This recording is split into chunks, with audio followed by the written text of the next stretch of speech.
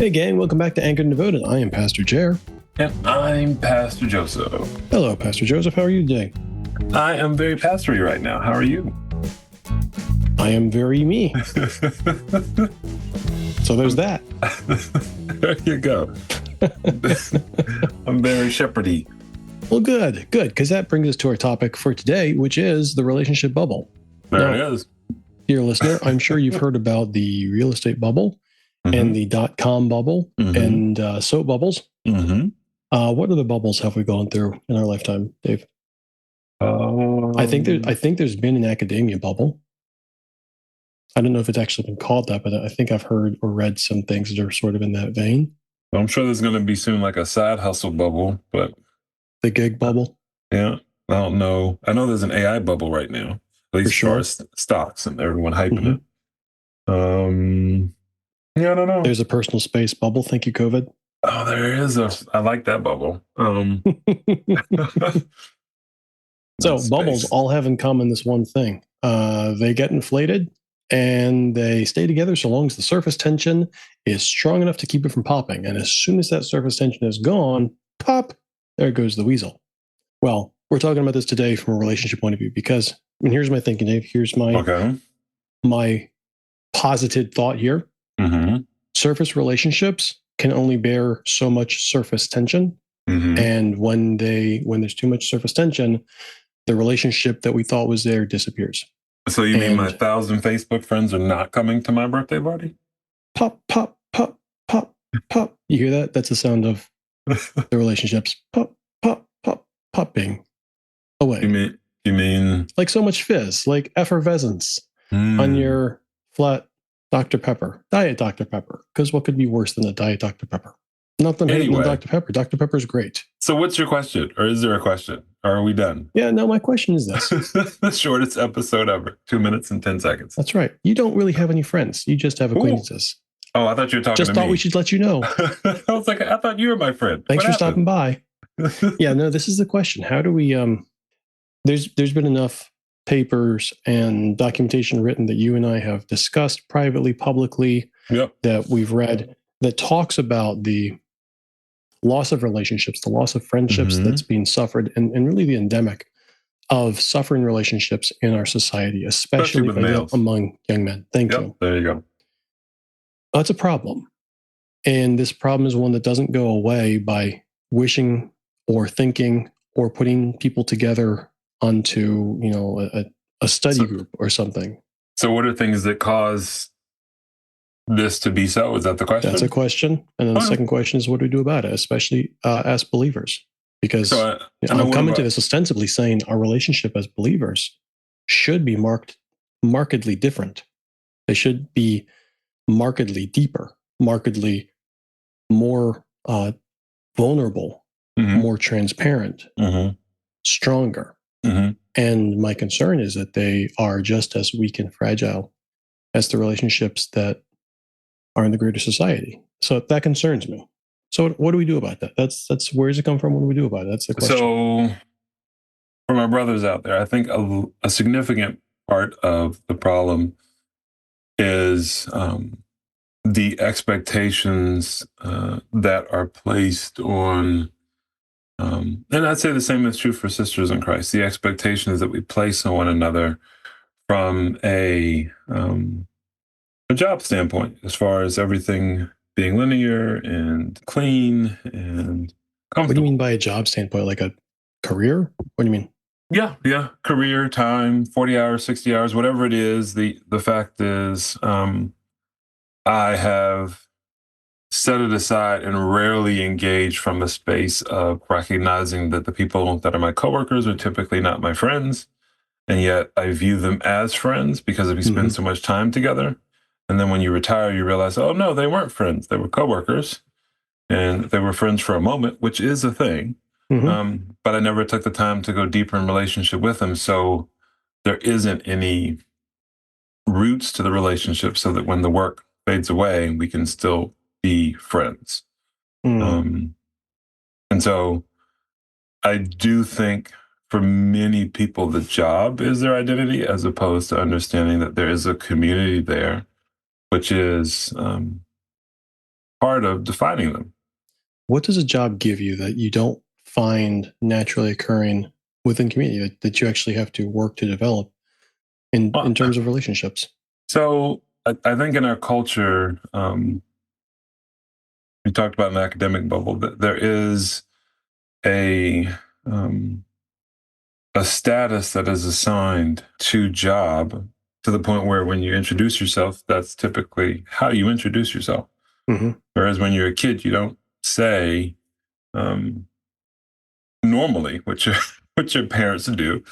You normally start off talking about, how we're going to play, or what's my name, so that way you at least have an idea of who I am, Right. or what kind of play you want to do together. And so it's a together kind of a focus versus a me focus. Often in community, you have a role that is connected to work, even though the work is not singular. So unless you're in a very large community and your one job is to mop the floor, because there's just so much floor to mop. Can you put some? Can you flesh that out first? Like when we do talk about this, can you give us an example? Yeah. So my mom's one of 13. She's the middle child. They didn't and weren't raised in a big house. Hey, Lucky Grandma Linda. number 7. Yeah, exactly. And so, my eldest aunt is one where she had to kind of step in, but then you see a second wave of kids because of birth order and whatnot, where many of the ladies stepped up to help and do things around the house. There wasn't any one job that was yours, as far as like you've been assigned this. The expectation is that there's no one to do that. And there's so many of us, you need help. Congratulations. Yeah, exactly. Yours. And if you don't know how to do it, we will help you learn, and you will teach someone else. And that is more family than me being the clothes washer or the mopper. It's the idea that if I don't know, we're going to figure this out, because we have a ton of teachers in the family and principals and a ton of educators, even though the grandparents were farmers. This mentality is one that they learned in their youth, as far as you can figure this out. But let me roll back the tape on you a little bit here. Mm-hmm. You're talking about the relationships and the dynamic within the relationships, but you're also talking about specific jobs and the separation of responsibilities that were given and allotted to people within the community. Mm-hmm. But it sounds like you're also saying the job itself was not the point. The point was something different. It was addressing bigger? A community need. Yes. Okay. It was making sure that community needs were met.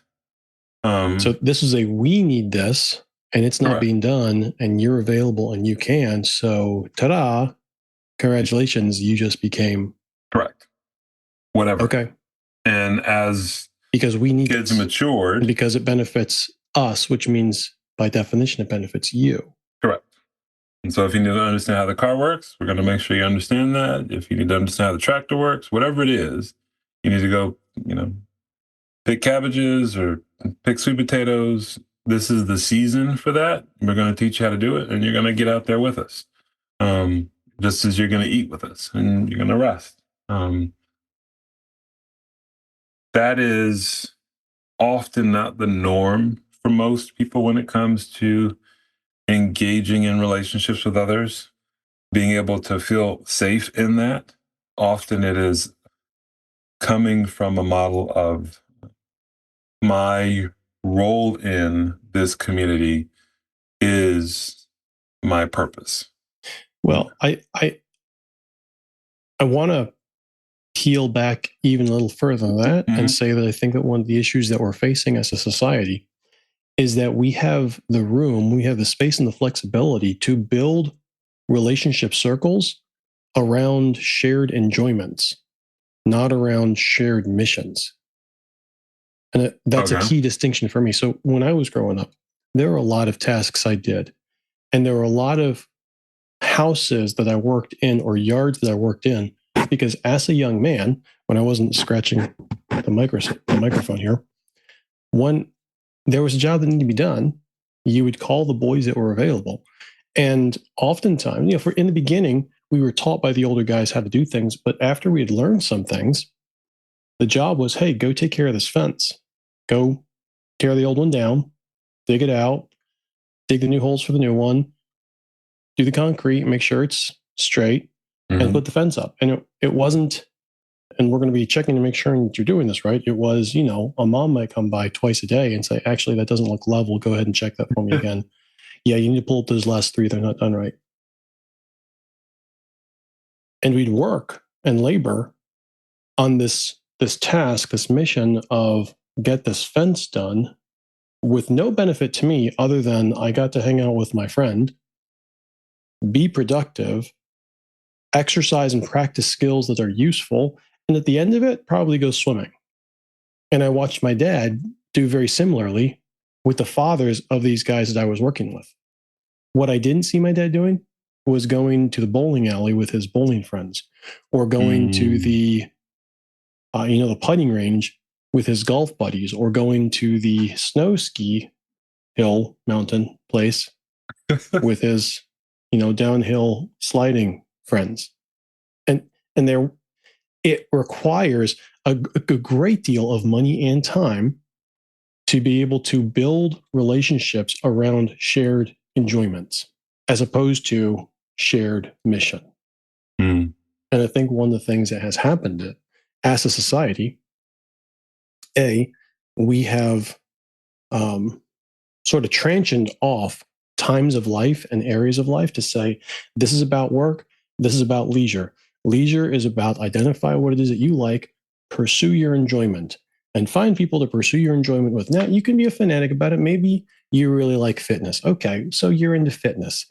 Go find your fitness pals and do your fitness. And people around you that love fitness, you'll probably have relationships with them. And maybe you'll do fitness-related things together outside of the gym. Maybe you'll even do some personal things outside. But at the end of the day, what's really drawn us together is I want to be healthy, you want to be healthy, and we don't mind sweating around each other, which is not the same as I see you, you see me. We see value in each other, and we need each other in order to continue living and surviving. And I don't mean surviving in terms of hunter-gatherer, I'm going to die this winter if you're not here, but I do mean I'm really walking through a really tough spot. I'm out of a job. I've just had a death in the family. I've just had a huge disappointment. I've just been kicked out of my apartment, whatever. And I not only need someone who can grieve with me and be with me in this hardship, but whom I can also depend on to catch me, to be a safety net for my emotions and my well-being, because I'm a part of the us. Not just I really enjoy sliding down hills on sticks. So, see you at the bottom. I think because we have reached a place of affluence, we've been able to segregate these things out. And we've lost touch of the fact that we really are dependent on each other. We really are connected to each other in a way that we can't simply turn off. We can't simply say, oh, I don't really want to be married anymore, so I'm just going to go and have a guy sign this paper and it's going to say we're no longer married. There it is, done. It never worked that way. Pretending like it does now, pretending like you can just put a piece of paper on it, doesn't make it less complicated. It doesn't make it less networked. There's a number of issues there, but I think all of them play into this. Do you feel like you need the friends in your life? Do you feel like you need the relationships in your life?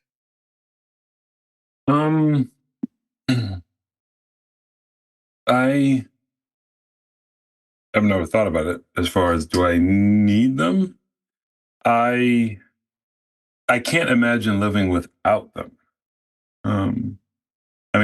As we're talking, I'm looking at, I don't even know if you know this, behind my computer is a picture from my wedding's first dance. And the camera person took a shot so that all the bridesmaids and groomsmen are in the back. And so I can see them all. I can see the parents of my bride as well as my mom. I can see tons of smiling faces. And it's interesting to me because I know all these people and I still know them. And so I don't know how to live without friends. And so I can't, I mean, I've got friends that are aunts and uncles that are actual friends. I have, that I talk to for tough things as well as for silly things. I've got friends from college, from, undergrad and grad, and all of them are different and unexpected. And we've gone through tough stuff together. And then I'm not going to lie, I see some people where, they're in my life because God put them there. And they're not really friends. And yet we can be friends, but they've never taken the time to be friendly. And you just go, that's a choice as well. Could I see myself without friends? I'm a hugger. I don't even know how that works. Yeah. Like it. I'd be miserable. I mean, I think that I'd be okay. When I think about it, I think, every man's I'd an be okay. island. Yeah, I'd be fine. But the truth is, I wouldn't be. I'd be okay for a while, and then I'd become starved for interaction, starved for relationship, and real relationship, not just, I go down to my community pool and I see people and we talk and we have casual conversation. But it's not like sitting down over a meal, sitting down over 2 bottles of wine and several hours of deep relational intercourse about life and hopes and dreams and fears. And that we haven't, I mean, you started to touch on it, but we haven't even really talked about the struggles, the arguments, the disagreements, the hardships that we go through in the relationship because I'm human and you're human and our humanness bumps into each other. And that kind of ticks us off once in a while. The whole idea of ghosting, which you've talked about in the podcast before. You have a friend who did, in fact, ghost you, a very close friend. Yeah. I can't say that I've had a close friend who has ghosted me. But I can say this. The fact that we can even talk about that says something traumatic has happened within relationships. That's even a category. Something has been deeply lost that needs to be regained. It needs to be recovered. And I guess this is, for me, this is part lament, part analysis, but also part hope. Not only do I think it's needful, I think it's very possible, and I want to see it. I want my kids to have better relationships, longer, deeper friendships than I have currently. I want them to feel more knit in to their community than I do. Not less, certainly not less. I think there is a need, and you're hitting on this, for other voices in your life that both challenge and encourage you so that you can engage with God better. If I'm going to love God and love others well, and I'm not willing to invest to actually befriend someone who even believes differently than I do when it comes to faith, can I engage and love them well? Or am I just keeping it surface because that's comfortable for me? Am I going to take the time to understand the system that seems to be tripping them up so that I can work with them? If I'm not, then I'm missing an opportunity I'm missing a chapter in my life and theirs. And that's sad. That to me is sad. Yeah. So, with the 2 minutes we have left, what do we do? Where do we go from here? How do we turn this ship around? What are 2, 3 practical steps we can take? begin taking to to cultivate the relationships that I think intrinsically we all know we all need. And you can feel free to, just reflect that back and be like, yeah, I don't know, Jerry, you answer it. I'm not asking you because 2 or 3 steps that I think we all need. I think we have to come with the playground mentality and look for people that are not like us. Mm-hmm. And just introduce yourself. Don't make it more than it needs to be. Just start with a general conversation. Be awkward. Know that it might not work most of the times, but you're trying. And this is part of, the scripture teaching us that we have to be friendly to have friends. Mm-hmm. Be actually friendly, tell a joke, sit down, be irritating, whatever. Try to make a friend and even say that. Know that, if you have unhealthy friends and you need to let go of some to make space for what God wants to free up in your life, then that's also something you might want to assess to say, I need to stop hanging around you all so I can make some healthy friends. I do think it is important to try and do something together in the relationship that doesn't require just the conversation. But I do think it is a second or third layer in the relationship to have the deeper conversations to see where does this person fit in my life? Yeah. Like, is this, a friend that we just hang out, once a month? Is this something that's going to be more than that? And then give it time. Give the relationship time to mature, knowing that it will go through seasons and that's okay. And lastly, I'd say be prayerful about it and have fun. Have fun. What about you? What would you say? So you said be bold, be intentional, be prayerful, have fun. Yep. I would say be ready to make a mess. Be ready to have a mess made on you and be ready to forgive and to push back through it. Don't take things quite so personally. You can't have a really deep friendship unless you first get past the surface layer, and you can't do that if your skin's thin. I think it takes intentionality and it takes humility, but it takes strength. You have to know that what you're doing is worthwhile, so that you yourself can pursue it.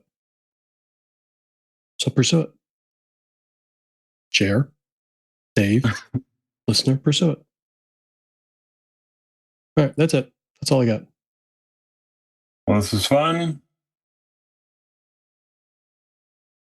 Go find something, minor league baseball game, go make a friend, someone there who's already there, some hobby that you already like, go climb a rock, whatever, make a friend. Again, they don't all have to believe the same thing you do, but also look for the ones that do. Hopefully you'll win the ones that don't agree with you. And you won't lose or alienate the ones who do. Correct. No, really. That's exactly right. Don't be that one who everyone keeps hanging up on. We love you. And thanks for listening. Thanks for sharing. Thanks for letting us get over 5,000 listeners. Hopefully we're more now, but I'm sure we're more now. But anyway, thanks. You have a great day. Bye-bye. So long.